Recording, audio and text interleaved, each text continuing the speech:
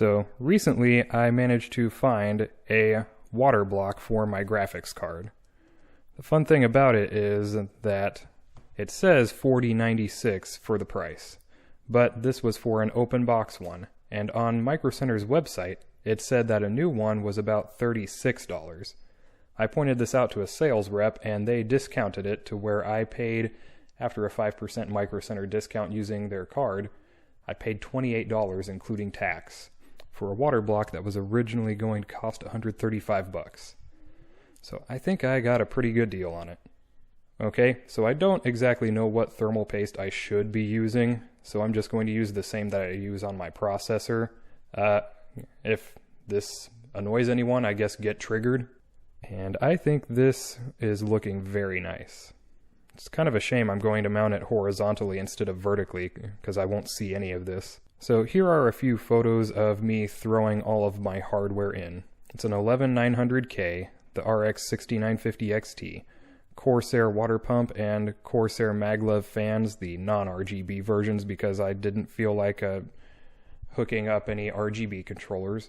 I've also committed heresy by running the pump and CPU block RGB off the motherboard. There were a few challenges I had, one of them being that this case is really not supposed to have a 360 radiator in the front with a 240 on the bottom. I had to scoot things back a little bit to the point where I could not mount the front fans all the way. I had to mount the front fan with a zip tie in one slot and a screw in the other, so there's only 6 screws out of 8 securing the bottom radiator to the case. Another challenge I had was trying to go from the front radiator to the top inlet port of the pump and reservoir combo. I had trouble figuring this out, and eventually I had to cheat a little bit. I had to do a 90-degree fitting into another 90-degree fitting into a 2-inch tube into a swivel 90-degree fitting down into the reservoir. This was ridiculous, but it also kind of proved to me that, hey, whenever you're cutting your tubes, don't throw away those 4-inch scraps that otherwise seem useless. Some of them may have a use. There's also another spot where I had to use one of these small tubes. I'll show you later. For anyone wondering, yes, it does clear the glass panel on top, just barely by about 1/4 of an inch.